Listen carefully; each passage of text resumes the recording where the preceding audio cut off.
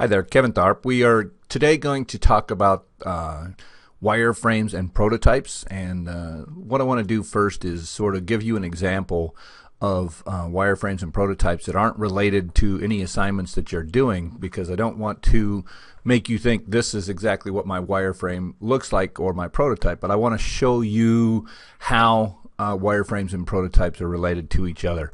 So what you've got in here is I'm going off of a sample of a narrative website, which is what this class used to do, where they did storytelling websites. We've changed that, obviously, but the idea behind wireframes and prototypes is the same. Now, you'll notice right off the bat, if you're looking, I use an ID equals header instead of a element of header. Today, you would want to use the element of header, the same thing for the footer, and in other places none of these others are duplicated.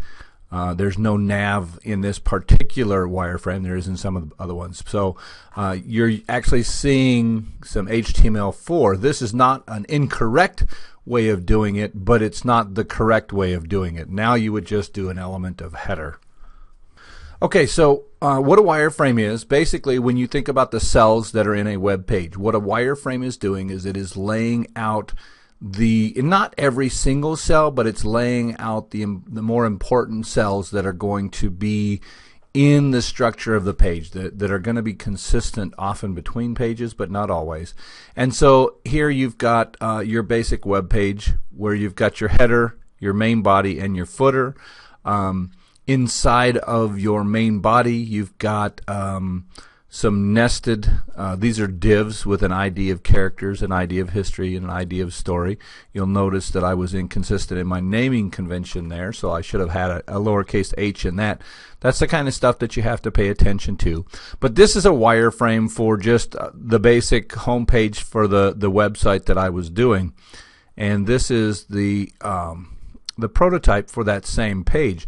The difference between the prototype and the wireframe is that you start introducing in a prototype, you start introducing on top of that grid that you've laid out. So I've got my squares, my cells sort of laid out here. You can still see those, and they relate to this wireframe.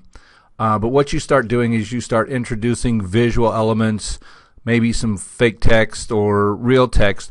And so you start bringing into the prototype some of that information. Now, you don't have to do the full text and all the images and all of that when you're doing it, but what you do need to do is sort of lay it out so that a person can see the page that you're planning to create. Because in the process, the way that we do it, you don't start by writing the code. You start with an idea, a vision of what the pages are going to be. That's the reason for doing this step. And then later on you go to doing the programming. It's a much more efficient way of doing things. It allows you to find problems ahead of time, and it prevents that problem of going through a lot of coding and then finding out that that's not what the customer wanted to see. So that's how it goes. So here's another page of that. So in this case, this is a history page. So that is the prototype for history in this case. And then it lays it out, and you'll notice that it's different. This one has a nav. Now again, this was done in HTML4, not HTML5. So there you would just have the element of nav. And so this is what that sort of looks like. When you go to the level of it being a prototype, you add the imagery or potential imagery. You add, in this case, I added the actual text. You could have spaceholder text here. But what you're doing is, in the first one, in the wireframes, you're building the structure of the document.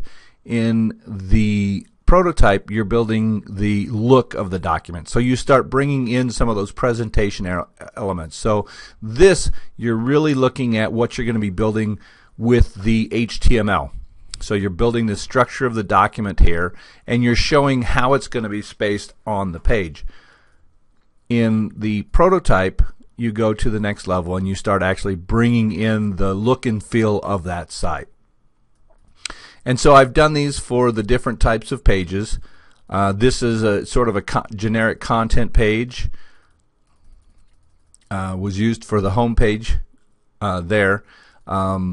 Here's one on the story, and you'll notice that the layout of these is different because the function of the page is different.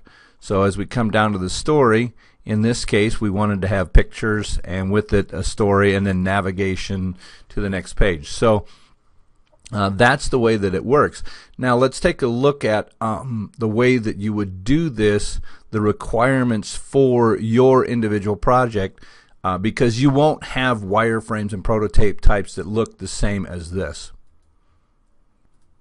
So picking up from assignment number 2, what you're going to be doing is you are going to show the way that people are going to go through your site.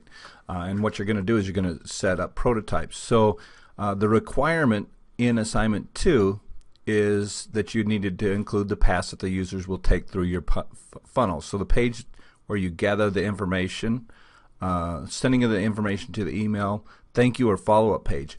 If we go back to the sales funnel, the way that this is sort of going to look like is you're going to need to do a wireframe and a prototype for each type of page that you're going to encounter. So you could do a wireframe and prototype for any of these landing pages that you're going to be using, or the home page, and then the next page, which moves them further down the funnel. You're not going to do a shopping cart because this isn't a shopping cart thing, but at some point you're going to gather information from them, most likely here, and then there's going to be a follow-up page.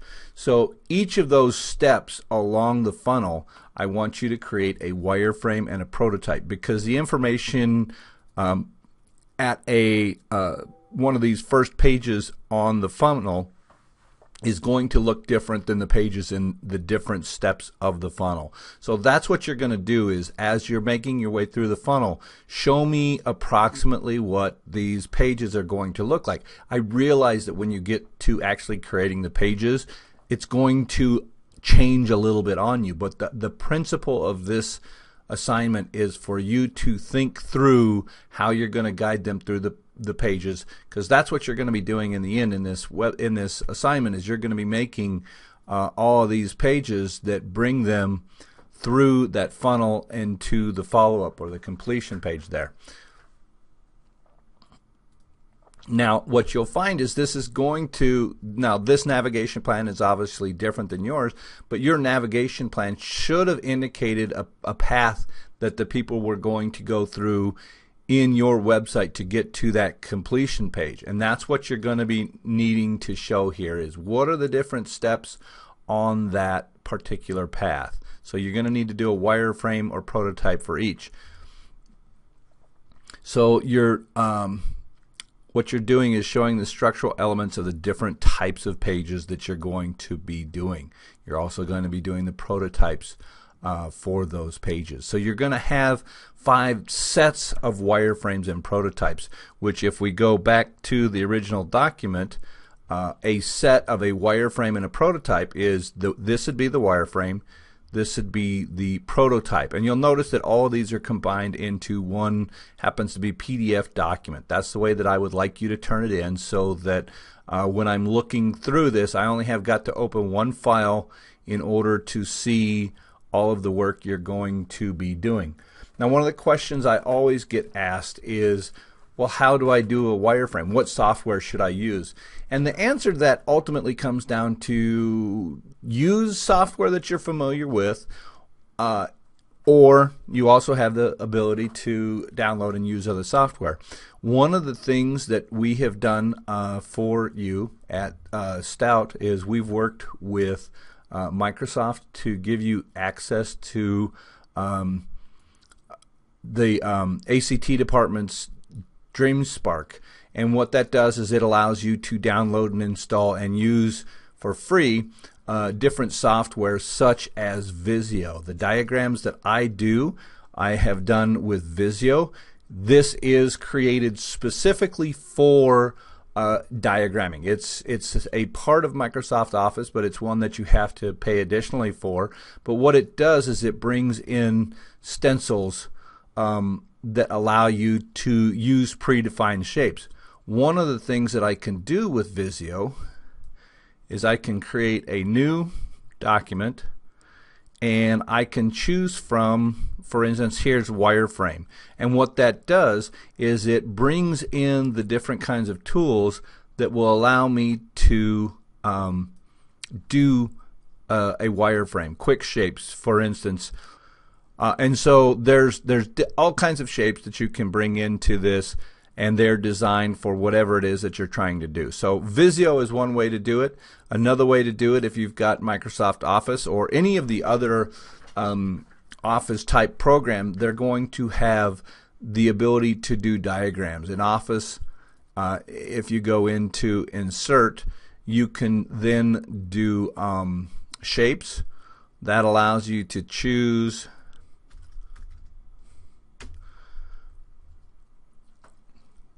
and adjust things the way that you want to. Now, I'm going to take out this fill. I'm going to make this white just so that it's background. Now the text is going to disappear.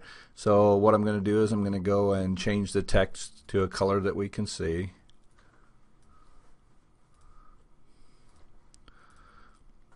Okay, so if I was doing a wireframe, what I would do here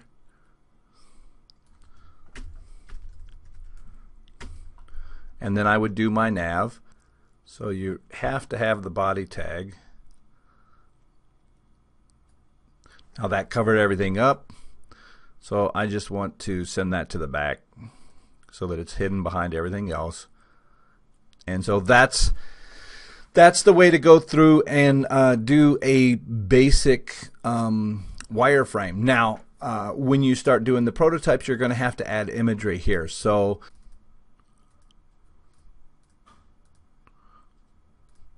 now I've got my diagram here, but before you move to doing the prototype, what you're probably going to want to do is make some changes here. So I'm going to double click on this, and that's going to bring up this palette here. That's going to bring up this palette here, which is the format palette. That's going to allow me to take out the fill, and I'll need to do that in all of these. And see, what you'll see is that there were elements. I had added this picture in here, and it was hidden in the background.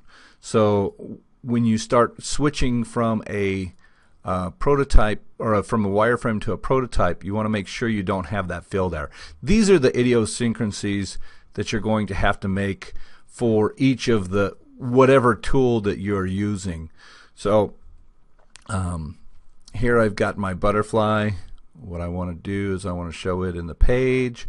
You know, what size is it going to be?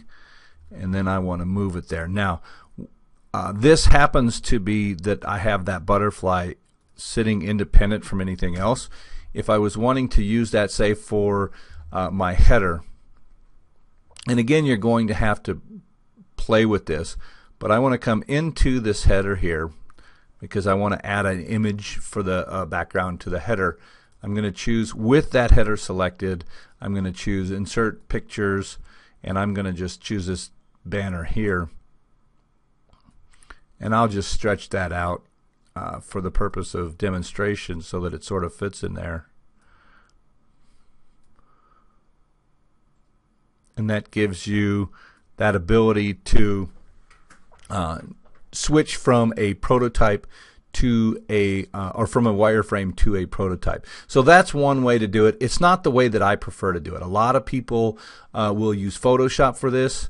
I normally end up using a combination of Visio and or Photoshop to do this. So you'll need to choose whatever tools are available to you and that you are comfortable with. And you may find that you have to create the prototype in a different software than you do in your wireframe because of the ability to manipulate the way that you look. But just make sure that when you're done, you end up with a document like this where you're able to see the sort of what the page is going to look like, and you're able to see how that relates to your wireframe. So that's really what you have to do. And let's take a quick look back at the assignment itself. to make sure you're getting everything in here, you got to have the 5 distinct sets of wireframes and prototypes, and there's sort of the ones that I want to see. You've got to utilize global navigation. That'll be on all the pages. So this will be one of the things that ends up being part of your template and includes. So a section for global navigation. You'll also need to have context-specific navigation, because on every page that you're doing, you're trying to move them to another place in the funnel. So you need to incorporate that into your wireframes and prototypes. And then simply apply the principles from Chapter 5 to help you finish this assignment. And then what you'll do in the next assignment, which is assignment number 4, that is your final project, you will actually go from here are these documents that say what I'm going to do to turning it into an HTML and CSS. And that's all I've got for now. We will talk to you later. Bye.